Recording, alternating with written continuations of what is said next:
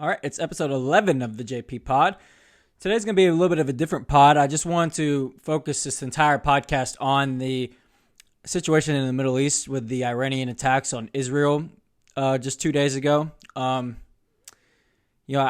if you haven't heard, Iran launched, I believe it was 4 waves, hundreds of drones, hundreds of missiles at Israel in response to Israel's killing of their general and other IRGC leaders in Damascus weeks ago.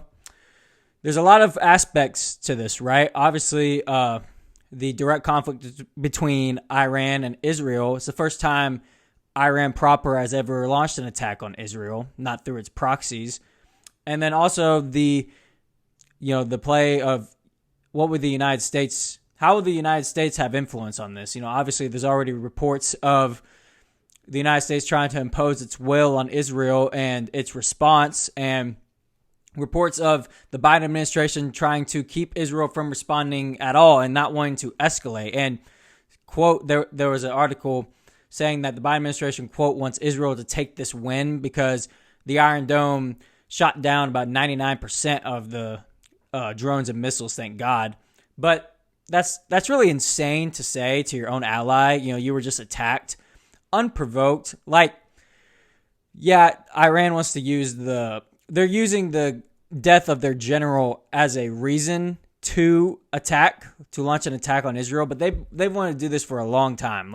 Through their proxies, they've wanted a reason to attack Israel directly from Iran. So this was really unprovoked, and the Iranian general who Israel killed, directly planned and helped orchestrate October 7th. So this wasn't just willy-nilly, there's an Iranian leader in Damascus, we're going to take him out. No, this was a planned and reasonable strike.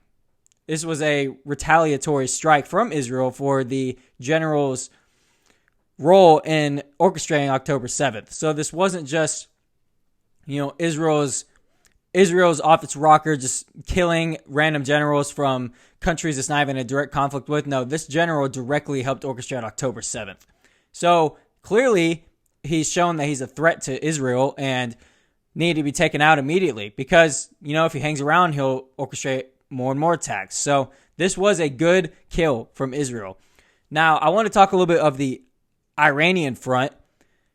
People have used the argument that this was just a for show thing from Iran to its own citizens to show its own citizens that it's doing something to Israel in response to the killing of the Iranian general. I don't really buy that. And the reason why is we saw that exact instance in response to the killing of Soleimani when Iran launched missiles at U.S. bases.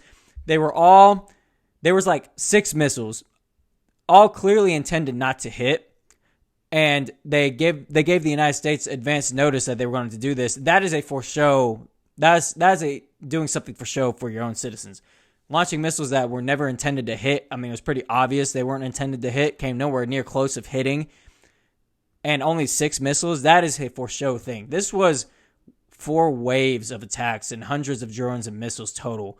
This was an attack. This wasn't a for show thing for its own citizens. Just doing it to do it, basically. No, this was a direct attack. This was an intentional attack on Israel. Obviously the Iron Dome shot down most of them, but their intentions were to hurt Israel. This wasn't a for show thing. We're just going to do this for our own citizens. This was an attack on Israel. And back to the United States front, the United States is trying to impose its will on Israel to not attack back, like I was saying. And, Israel, apparently their military cabinet has held several meetings and has yet to come up with a plan on how to respond. They also said something of they're going to make Iran wait because, that's kind of like psychological warfare, which is what Iran appeared to be doing in its response to Israel, waiting, I believe it was a week. Maybe 2. I really hope the United States won't. The United States' weakness shown towards Iran, I've talked about this before, what's going on right now in the Middle East is what happens when you let Iran dictate things. And the United States' weakness towards Iran, especially ever since Biden got into office, giving them money, even though they like to say, oh, they're not using the exact money we gave them for terrorism. I've given that spill before, but money's not fungible. You can use money elsewhere after you get money. You get $6 billion here, you can move $6 billion to here, using it on attack. And October 7th happening days after the United States gave them $6 billion for hostages is not really a coincidence, I don't think. But obviously, we have not done a good job of keeping Iran in check because they have the ability to launch waves of drones and missiles at Israel. Now, obviously, most of them, 99% of them were shot down. About 50 or so of them, didn't launch or failed right after it was launched. So I'm not saying Iran is a superpower by any means, but the fact that they have the capability to even launch an attack like that shows we're not doing a good job.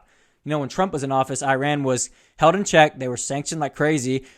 They weren't able to build missiles of that capability, and their nuclear program, their nuclear bomb program was in check. Right now, it appears that they're close to getting a nuclear weapon because we haven't done a good job of keeping them in check and enabling them, showing them weakness, acting like we're scared of them.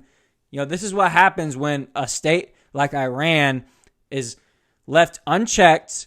They have no fear of the repercussions of what they do. I would like to contrast these two scenarios, okay? You look at what was in place or what was appearing to be in the works between Saudi Arabia and Israel.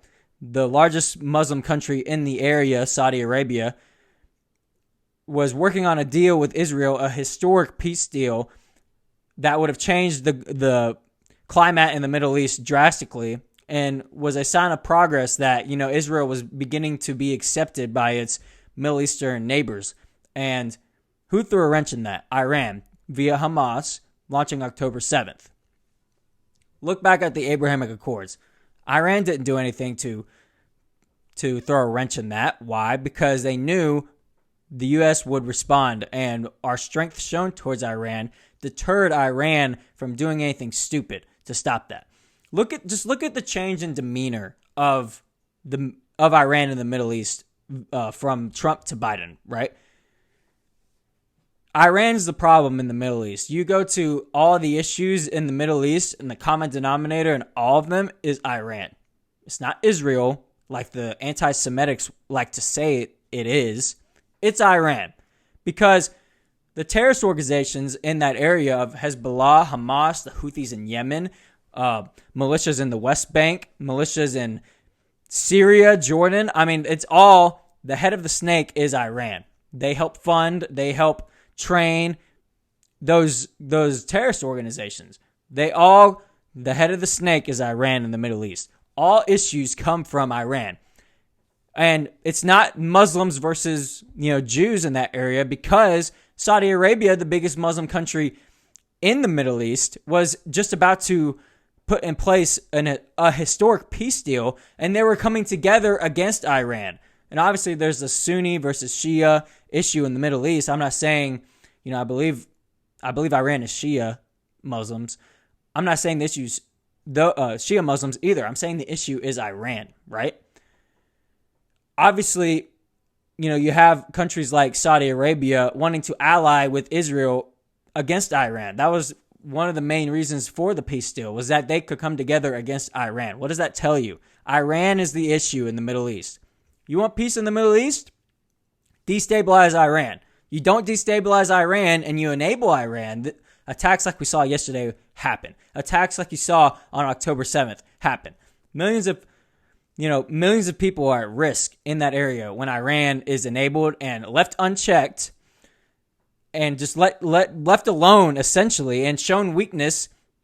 Iran is a nation, is a state. When they're a terrorist state, they respond to strength. You show them any sort of weakness or try to be diplomatic with them, they take that as weakness and they're gonna take advantage of you. There's no room for negotiation because you give and then you expect them to give back. No, they're just going to keep taking and taking and taking because that's who they are. They're terrorists. They're a terrorist state. The issue in the Middle East is Iran. Period. The end. Do you want peace in the area? Keep Iran in check. Destabilize them. Make sure they can't build up their weapons to launch attacks like they did against Israel this past weekend. Make sure they're destabilized to where, they can't build up their nuclear program to eventually have a nuclear bomb, which, like I said, it appears they're getting close, apparently. You don't give them money, let alone $6 billion, because, the Biden administration thinks you're stupid.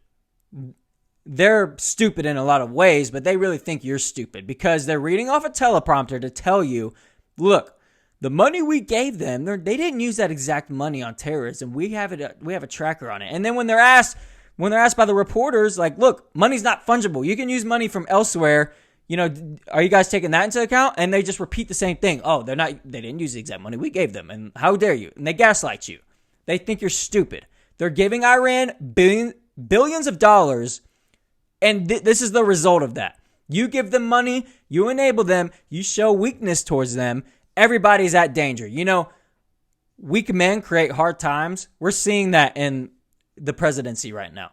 We have Biden, and not just Biden. I like to say Biden, but we really know the people behind him, the Tony Blinkens and, Lloyd Austins. They're the ones really making the decisions. So the Biden administration is weak people, and they're showing weakness towards Iran. And this is what happens. People get hurt. People die. People are taken hostage like what happened on October 7th. And then the whole state of Israel is at risk because they're now under attack from a terrorist state that you enabled, and you let it get to this point. And then what are you going to say back to Israel? You want them to show weakness and telling them not to escalate things. They have to respond.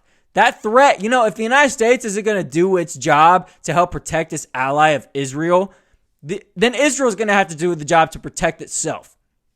So the Biden administration and the United States needs to get out of Israel's way. If you're not going to help them, then move out of the way, because they have a duty to their own people to protect them from a terrorist state like Iran that clearly wants them wiped off the face of the earth. They don't realize their right to exist. So, if the United States, if you're not going to do the job and you're going to continue to be weak towards Iran and enable them and let this sort of attacks take place, then get out of the way and let Israel do it. You don't get to enable an enemy of Israel, your own ally. They're not acting like it right now. And then try to tell them, hold restraint, take this as a victory. No, because that line of thinking is what got us here in the first place. That line of thinking towards Iran and the weakness towards Iran is what got us here in the first place. So there needs to be a change of heart within the Biden administration if they want anything to change. Look back at what Trump did with Iran, and that worked. It's not just with Iran. A lot of stuff that Trump did that worked, including, the illegal immigration situation. They're just so anti-Trump, they don't want to listen to him. But this is what happens. You have weak people in power. Weak men create hard times, and that's what you're seeing right now. I'm not saying the United States has a responsibility to every aspect of the world, but let's be honest. The United States is Israel's really own ally. And Iran wants us and Israel wiped off the face of the earth. So it's not just an enemy to Israel, it's an enemy to us. So we're allowing an enemy to us get stronger because we're scared of them and we're showing them weakness. Stuff like this happens. All that to say, you want peace in the Middle East? Keep Iran in check. They're the problem. Don't let anybody tell you otherwise. Iran is the problem in the Middle East. Period. The end. That they are the common denominator to all the issues in the Middle East. So like I said, there needs to be a change of heart, and the United States needs to get the heck out of Israel's way. Israel needs to not let the United States inhibit its ability to protect itself. That's what it has to do. An attack was just launched against them. And everybody's going to take the side of, Israel needs to hold restraint or else we're going to start a regional war. Iran is putting that at risk. There was about to be historic peace in the region. And who launched October 7th? Hamas. Who funds Hamas? Iran. Iran would probably like to claim that they had nothing to do with October 7th. They've claimed, Hamas did it on their own.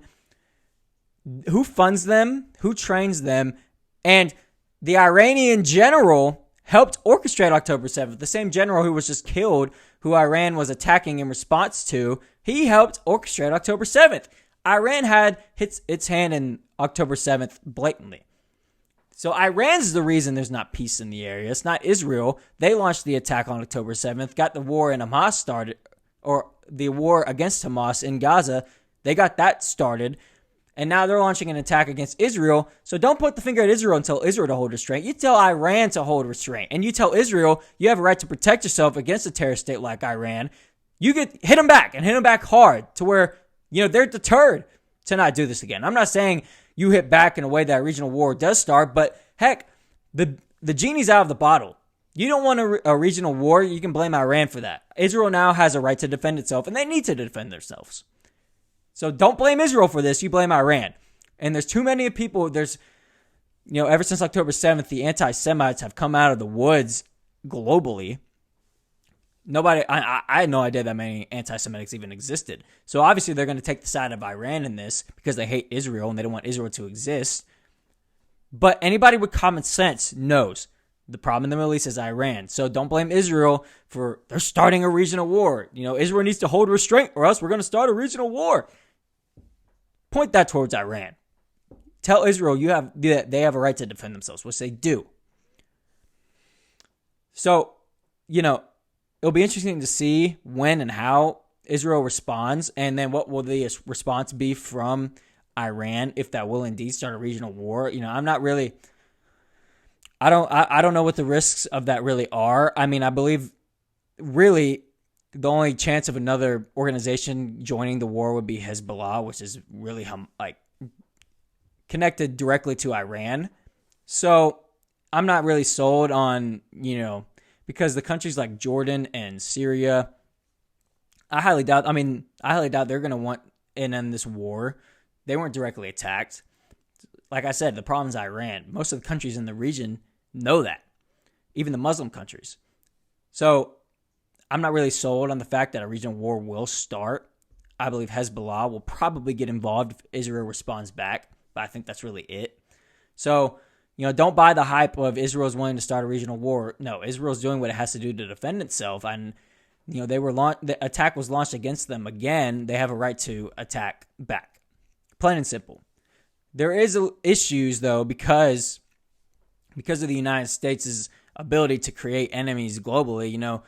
Any issue like this could spark issues between, the United States versus Russia, the United States versus China. Russia already said that if the United States gets involved to help Israel and attacks Iran, that Russia would, support Iran. What does that mean? Does that mean giving them weapons, giving them aid, or does that mean we're going to stand by and fight with you against the United States? I highly doubt that is going to be a situation of Russia getting directly involved in attacking the United States, but who knows, Issues like this could be the inflection point of, the United States' tensions with Russia and potentially China. I mean, war is not good for many reasons, but I mean, in this case, that is one of them because it could be a point to where the enemy of my enemy is my friend, and countries like Russia who have many reasons to not like the United States right now may get involved and help Iran against the United States and Israel. So this is not a good situation for many reasons, but like I said, Iran's to blame for that. And, thank God Israel has the technological ability to have the Iron Dome to where 99% of the drones and missiles were shot down. But, an attack was launched against them. They need to respond. They need to respond in due time, in a way that doesn't escalate, but deters. And the United States needs to get out of Israel's ear, let them do what they need to do. If you really claim that they're the ally that you say that they are, quit talking out of both sides of your mouth and get off the fence that you're on. Either fully support them or fully abandon them. Quit playing your political games, your political crap, and trying to win back your younger voters. But also, we support you, Israel, but don't hit back, please. You'll start a regional war. it's idiotic. Like I said, weak men create hard times, and that is the epitome of the Biden administration. And the Middle East is a perfect example of that, let alone what's going on within our own borders. But look back at what worked with Iran and with the Trump administration.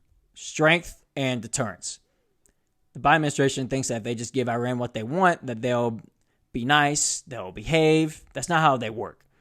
The Biden administration appears to be really stupid in that area. They think that if they give Iran what they want and appease them, that they'll give us something we want back, and there's room for negotiations. That's not how the Iranians work, because they're a terrorist state. I'm not saying everybody in Iran is a terrorist, but the government surely is. There's a reason that they've created so many proxies in the area, because they want to create chaos and they want to achieve their terrorist agendas and wipe Israel off the face of the earth, period, because they don't see them to have a right to exist in the region. So, like I said, if you want peace in the region, look at Iran and destabilize them. The Biden administration has done a horrible job at that, and this is what happens. You get attacks like this. So, like I said, we'll see how Israel responds and when they'll respond.